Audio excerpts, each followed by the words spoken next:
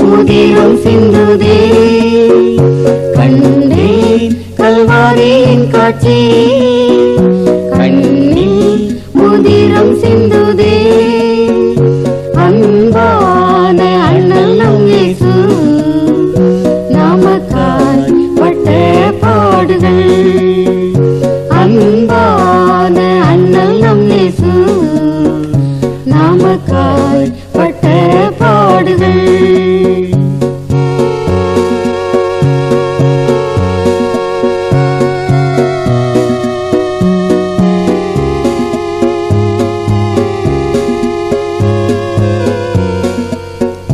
கல்வாரியின்